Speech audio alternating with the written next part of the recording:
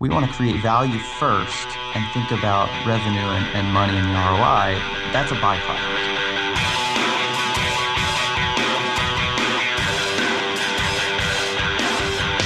Hey podcast listener, you're about to discover insider tips, tricks, and secrets to making more sales and converting more prospects into customers with email marketing. For more information about the Email Marketing Podcast or the Autoresponder Guide, go to dropdeadcopy.com/podcast. Hey, it's John at McIntyre here, the Autoresponder Guide, and it's time for episode 57 of the McMethod Email Marketing Podcast, where you'll discover tactics and strategies to increase your email profits by 25 to 100% in 90 days or less without spending more on advertising. Basically, that boils down to you listen to this podcast, you're going to make more money with email. It's that simple. Okay, I've got to make this whole thing simpler. Now today I'll be talking to Nick Francis. Nick is the co-founder of Help Scout. Help Scout is a little piece of software that's a SaaS company. It's a software as a service that lets you manage your relationships with your customers. It's a customer support app, and they're doing some really cool stuff. Now the reason I got him on today, as you'll hear in a minute, is because he's got a bit of a controversial opinion, or at least in these parts on this podcast, that marketing that you can't always, sometimes you can't tie marketing to ROI. This is things like guest posts, content marketing, customer support, branding. You can't always tie it to ROI. And sometimes on this podcast, I've had guests who make fun of this. Right? You make fun of branding and all this kind of stuff. And in some ways, they're right. It's not that ROI is the bee's knees, and it's not that it's not the bee's knees. It's that that's just not the full picture. And that's what Nick's here to talk about. That brand support and marketing value without are still valuable even if you can't connect the dots to ROI. Okay, we know it works. This is what Nick was saying. That's where the magic happens. And that's where a lot of competitors aren't actually doing anything interesting. So Nick's got some really interesting stuff to share. It's not specifically about email so much as it is about, you could sum this up as, it's about how to create an amazing experience for your customers so they just keep buying your stuff. Right? It's not, you can't directly tie it to ROI, but you can make a lot more money this way. It just takes a lot of effort. To get the show notes for this episode of the Email Marketing Podcast, go to themcmethod.com/57. Now, I've got one McMaster's Insight of the week this week. McMaster's, if you don't know, is my private community. In that community, you get access to the McIntyre method, stories that sell, pages that convert, basically a bunch of training products that will take you from not knowing anything about email marketing and building a sales funnel to knowing enough to start converting your email leads into customers. Sometimes it sounds overwhelming and difficult and frustrating. It's not that hard, right? I've had people email me after just listening to this podcast. One guy recently, a couple of weeks back, $85,000, or to be more specific, I think it was $84,281. And that was just from the podcast, right? So you're going to get way more than you get at the podcast, and you get all the other stuff too when you join McMaster's. But enough of that.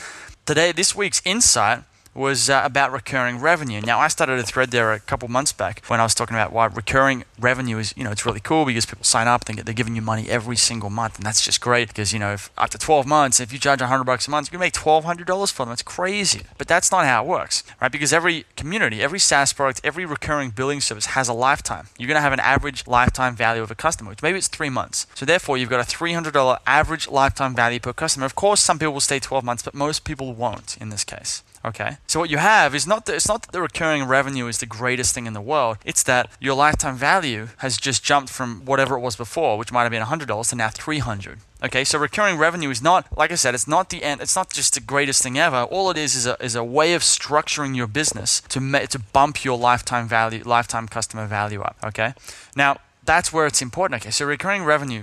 It's all it's cracked up to be, but there's something that's more important, right? There's a metric that you should be focusing on. I've mentioned it a few times: lifetime customer value. Instead of thinking about, well, I should launch a forum, or I should start charging, $5 a month for something, or $100 a month, or $1,000 a month, whatever it happens to be. Start thinking, how can you create a high lifetime value? How can you create products and services? How can you create things for your customers and for your market that's going to allow you to sell more of your stuff to them, which is going to bump your lifetime value up? Let's say you currently make $100 per customer right now. In 6 months' time, imagine you've done some tweaking. You've done your sales funnel, you've improved some products, you've created some new offers, and now your lifetime value has jumped to $200. That means if you were getting 10 customers a month, you were making $1,000 a month, and now you're making $2,000 a month. You just doubled your business by making some small tweaks. Okay, whether that's with a recurring revenue thing or a non-recurring revenue thing, by just creating more offers, more upsells, and things like that. So the light bulb moment for me in there was that recurring revenue is not the bee's knees. It's not the savior to your business, right? And people with forums, it's great, but forums come with their own set of problems. That's a whole new thing to talk about. But the whole idea here is, the insight of the week from McMaster's is, go recurring revenue, but don't focus on that specifically. Focus on bumping your lifetime customer value as high as freaking possible, okay? If you want to hear more about McMaster's or get more insights like this, go to themcmethod.com/McMaster's. Now, I've got one listener question, and then we'll get into this podcast with Nick Francis. The question is, what is your advice for marketing to people who potentially live in poor areas? I think this is a great question, because this, a lot of people might look at this question and think, well, that's kind of like, that is really hard. It's so difficult, these people don't have any money. They're living a tough life. Things are hard. But here's the interesting thing, and I don't mean to make fun of poor people. I'm not even making fun of them. But if you look at, I used to work in a supermarket. Way back in the day when I just left school, I worked as a cashier in a supermarket. And it's interesting, at times we're selling cigarettes and alcohol, and it was interesting noticing the sort of people that come through there, right? You'd have people come through and they're obviously poor, like they're terribly dressed. Sometimes they smell. They obviously don't have much money. Whether it's you know it through a conversation they're having with someone, they just seem stressed out. You can tell they're poor. Yet they're coming in and they're buying alcohol and cigarettes, right? So what's happening there is, it's not that you should go out and sell alcohol and cigarettes. It's that you have to understand that poor people have money too. And they are just as likely to spend the money on the things that they want as anyone else. They might not have as much disposable money, in the sense that you don't want to go and try and sell Ferraris to poor people. You're just not going to get anywhere. They have to have enough money to buy it. But the point here is that poor people still buy stuff. Right? It doesn't matter who they are, whether it's alcohol, cigarettes, or a weight loss diet guide, or a personal training thing, or a plumbers to fix whatever it happens to be. Right? So as for what's my advice for marketing this field, to understand that they have needs, they have problems, they have reasons that they're going to buy stuff. And so your goal as the marketer is to understand what those reasons are, and then use those reasons to persuade these potentially poor people, or people who potentially live in poor areas, persuade those people to buy your products and buy your services, okay? So it all comes back to empathy. Whether they're poor or rich, just go and understand. Who are they? What do they do? What are their problems? What do they care about? What's keeping them up at night? What sort of budget do they have? All this sort of stuff. And then just find the perfect person to sell your products and services to, whether it's a poor person or a rich person, okay? I hope that makes sense. Now let's go get into this podcast. It's going to be a fun one with Mr. Nick Francis. It's John McIntyre here, the autoresponder guy. I'm here with Nick Francis. Now, Nick is the co-founder of Help Scout. Help Scout is some nifty help desk software, which builds itself as a very, very simple piece of software that allows you to connect with your customers. Simple, straightforward way to provide excellent support. What I brought him on the show today to talk about is, I heard about him through Tim, who does the Lead Pages Conversion Cast, or the Conversion Podcast. And we started chatting via email, and one thing that Nick mentioned is that he's all about doing things like marketing and support, and not necessarily being able to connect them to ROI. So on this show, we've talked before about say doing advertising and doing sorts of marketing, and you always want to be able to tie that to ROI, so you know if it's successful or not.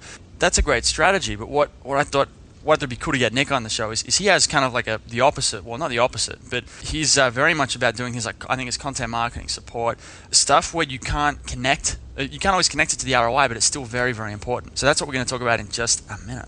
Nick, how are you going today? Great. Thanks for having me, John. Thanks for coming on. So before we get into the topic for today, give us like a quick little background on a bit more about you and what you're up to with Help Scout.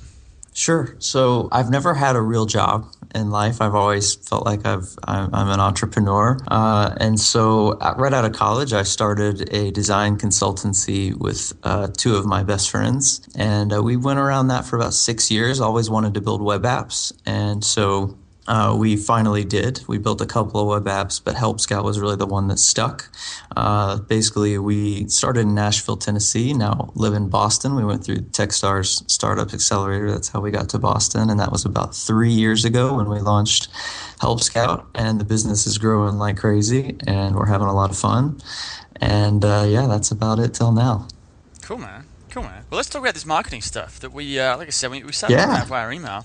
You talked about brand support and marketing value is extremely important, but you can't always clearly connect the dots to ROI. And Sure. So you were saying your take is that there's a lot of successful marketing you can't directly tie it to it, but tie it to ROI, but we know it works. And you even said that that's where the magic happens. Now, this is, like I said, it's a little bit of a controversial opinion, or at least around, at least on this podcast, because usually it's always about direct response and copywriting. So tell me about this. Let's kind of like map out the topic as a whole, and then we'll dive in somewhere where it makes sense. So give me like a big, broad overview of Sure. what your summary is of it.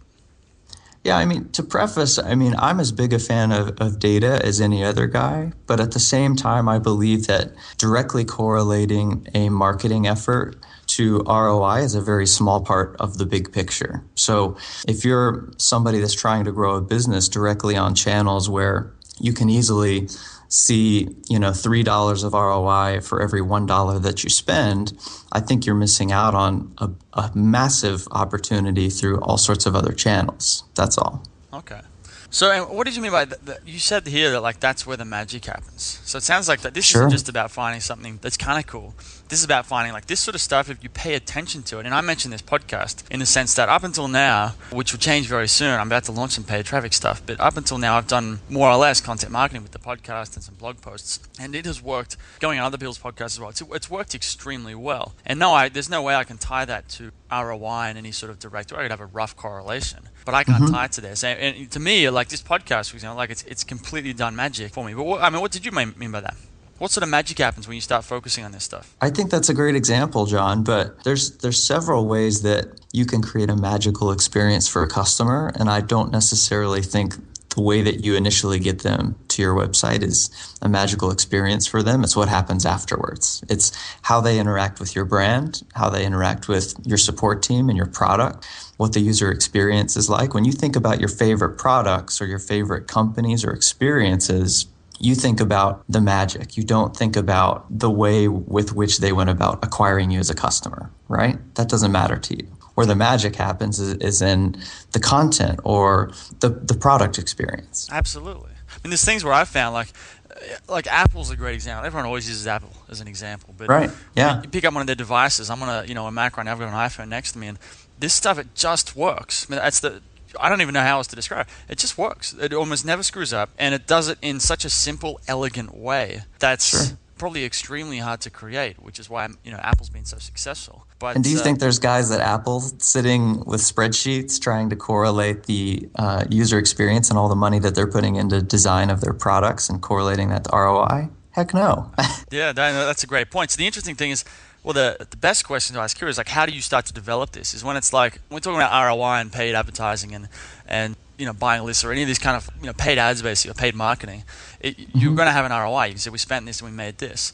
So when you're starting to look through a different lens, and this is I guess just a different perspective or a different pair of glasses you can put on to look at the lay of the land. How do you do it in the way like what are some strategies that can kind of do it in a way that really works? Well, I think it all starts with what's the mission of your business? When you go out and you start a company, what is the mission? What are you trying to accomplish? And for us, it was not to make as much money as possible. If that is the goal, I believe that I'm probably not the right guy to talk to about business. But for us, the mission is to help you build a company that people love. And very little of that is about money. More, revenue for our business is more a byproduct of getting the other things right. And so when you think about business in that context, it really changes the game for you. And it helps you say, well, hey, if I exist to help people build a company that their customers are going to love, then shoot, I need to invest in some really great content to help these people and create value. I was reading on your website, John, and you completely understand the idea of creating empathy. And that's where great copy comes from, right? Understanding your customers is where great copy comes from. And that's the only way that you can go about creating massive value for them. And so that's really our approach when it comes to Help Scout. We want to create value first and think about revenue and money and the ROI. That's a byproduct. If we get the value right and we get the mission right, then people are going to use our product. I like this idea. It actually it's almost like it starts triggering a new set of questions. I mean, you can look through a business saying, well, what are we spending on marketing? What are we making on it? How can we tweak it so we spend less and make more? And so you're looking at conversion elements and all ways to kind of eke out more and more things. And often these things won't actually make the experience or make the customer's world or make the product or any of these things actually better to the end user. They're ways to almost like, it's important to be sure, but it's like hacking a system. You're just trying to like little twists and turns. You're twisting the knobs. You're like a mad scientist in a little underground lab somewhere doing some cool stuff. But you're not actually, this is a different question. You're not actually saying, well, how can we help these people more? It's just, how can we make more money? What's the best way to do this? Which leads you down a different road. But what you're saying is kind of, instead of saying, how can we make more money? It's more about, how can we delight these people? How can we make them go, whoa, this company is insane? And I think it's, a lot of times though you can get the same result. So, for instance, on Tim's podcast, which you mentioned, we talked about onboarding and how we use email for onboarding. To me, when we think about email onboarding and getting people to use the product, that's a twofold benefit, right? So we're trying to delight customers with our product and our experience, but at the same time, when we increase conversion from that also results in revenue for the business. So it's not as though I'm all rainbows and unicorns over here. I totally understand connecting the dots to revenue and being able to measure everything you can. But a lot of times when you start with, hey, can I create a delightful experience? The end game is better conversion and more money, right? Right. And so you mentioned, I think we talked about this before the call, you're in the SaaS business. So what you have Sure. is you're basically making a sale, in a sense, you're making a sale every single month. So it's in a case like that, when you're doing a recurring billing, whether it's SaaS or it's a membership community or anything where someone's paying every month, is that you basically have to keep making that sale every month. And if they could find the same value, if the person signing up to your service can find the same value elsewhere for less than what you charge for it, because you aren't putting enough effort into delighting the customer, they're going to go elsewhere eventually. Yeah, and that's the interesting thing about SaaS. It's I call it long ball, right? Like we're really playing, all of our marketing efforts are for the long term. There's nothing short term marketing wise that's really going to help our business, because it's not uncommon for a SaaS company, their cost of acquisition they don't recoup that for at least 6 months a lot of times. Ours is a little bit different. We recoup ours in the first month, but for most SaaS companies, it's not crazy for it to take 6 months to recoup your costs. And so for 6 months, this customer has to have such a delightful experience that they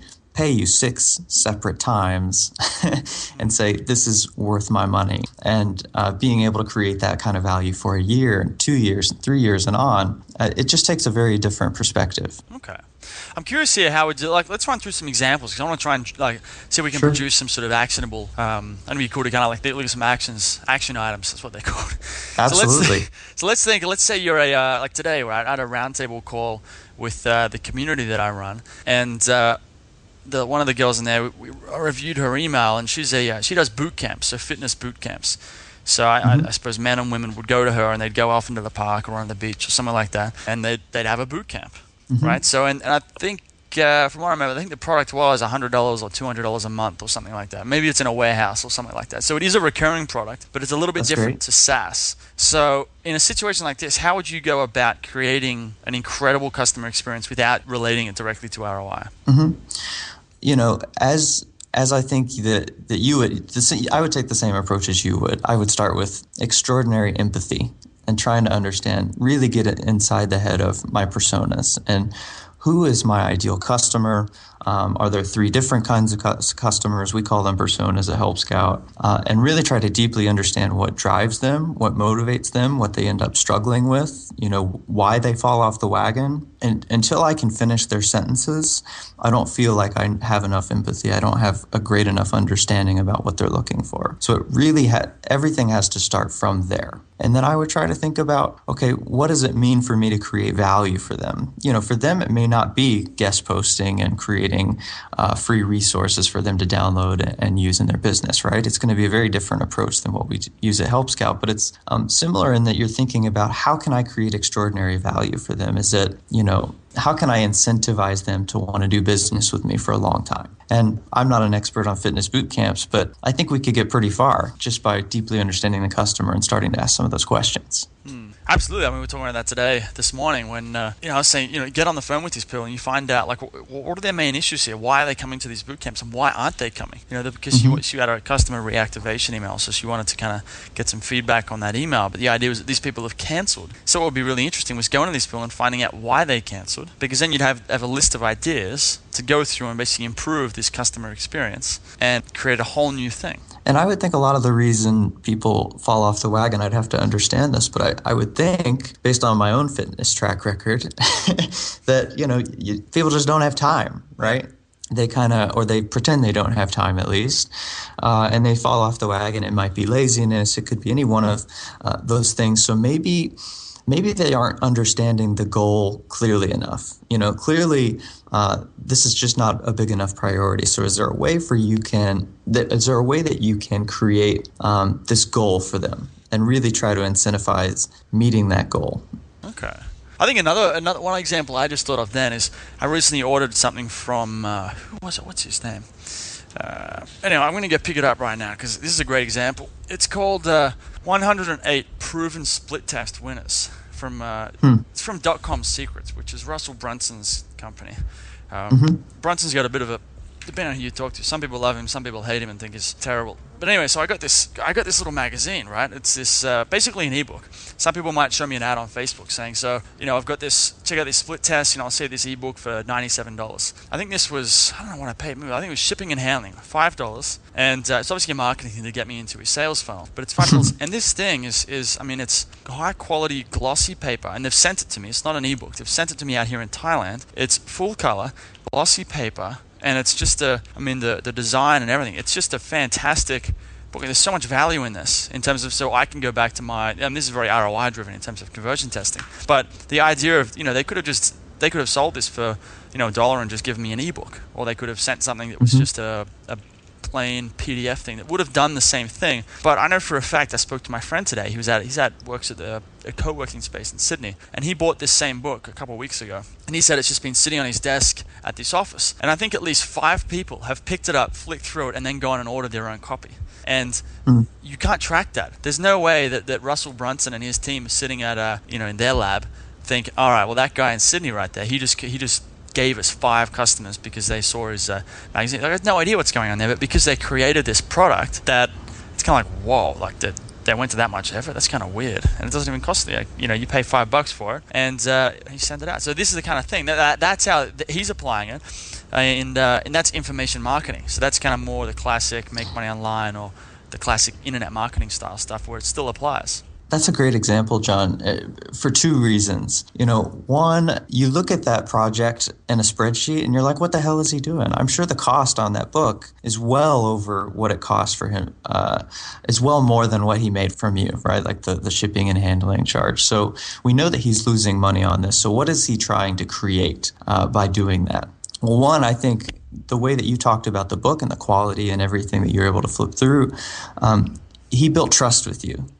You can't really buy trust, right? Trust is a brand thing, and that's one of those magic factors I talk about. And so when you can't really, even though you paid $5 for it, he has to put in a lot of time and effort and sweat in order to gain your trust. But he's done that, right? And then there's the whole word of mouth component, which is fantastic, that all of us can understand.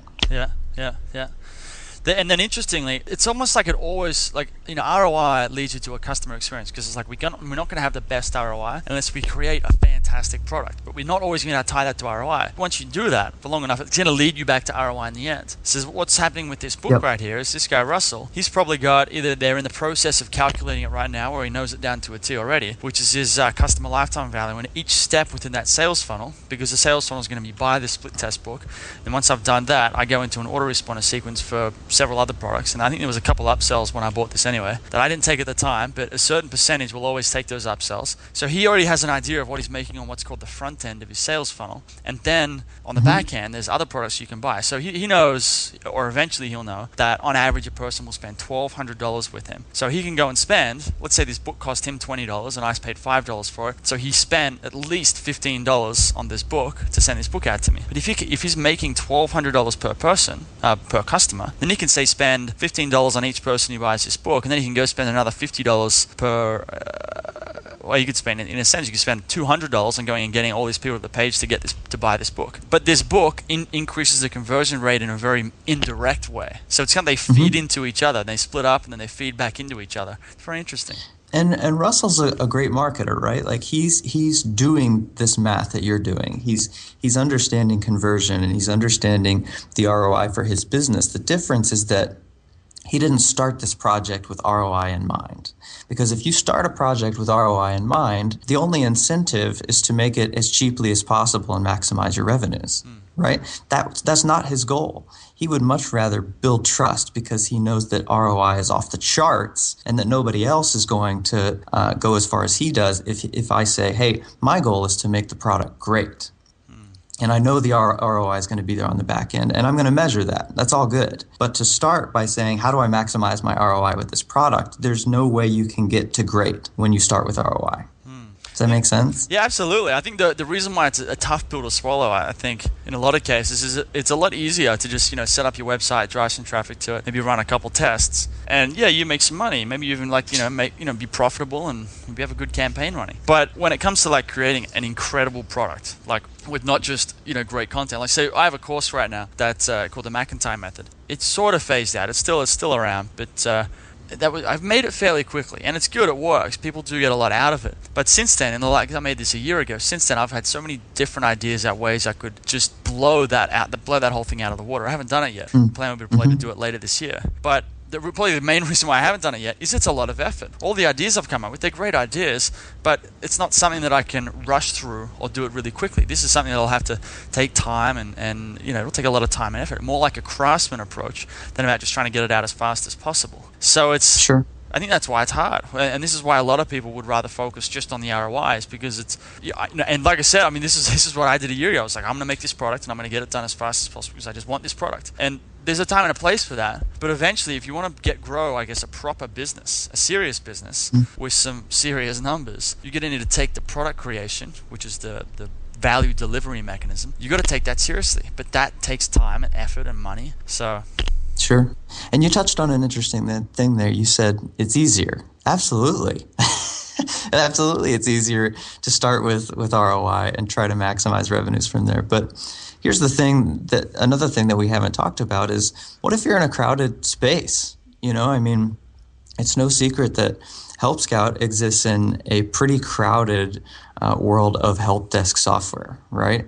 There's a lot of really excellent companies out there, and frankly, with much, much deeper pockets than we have. So there's no way for a company like Help Scout to build a great brand and earn a lot of customers and all this other stuff unless we're creative, unless we really think, how can we make this great when it comes to content marketing, when it comes to product experience, when the whole thing, we have to think creatively because everything else has been done.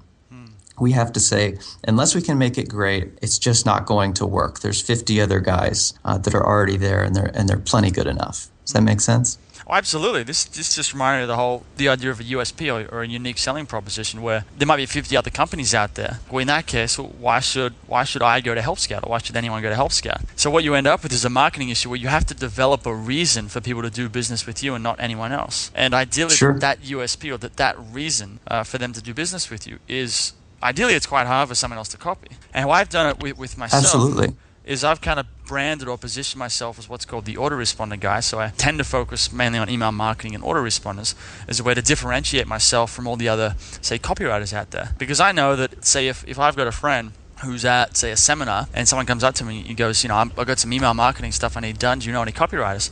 You're like, oh, you meet John. He's the autoresponder guy. That's all he does. And even if I'm not better than the other copywriters he could recommend, it's easier for him to recommend me because there's a very clear idea, a clear atmosphere around what I do. I've made it very simple for people to pass on that message. And the easier that is for people to get, then they're more likely to come around. So that full circle again, that's kind of on the front end of why would people go to you instead of anyone else. And you can't really trace that to ROI in a direct way. Right. And when you make it great, some of those magic factors start to materialize, such as building trust. Once we've created a lot of value for a customer and we've earned their trust, it's not a consideration to use another product, even if they may be somewhat incentivized to do so, because we've built a relationship over time. And that's the kind of stuff that you really just can't measure in a spreadsheet, no matter how hard you try. Cool, man.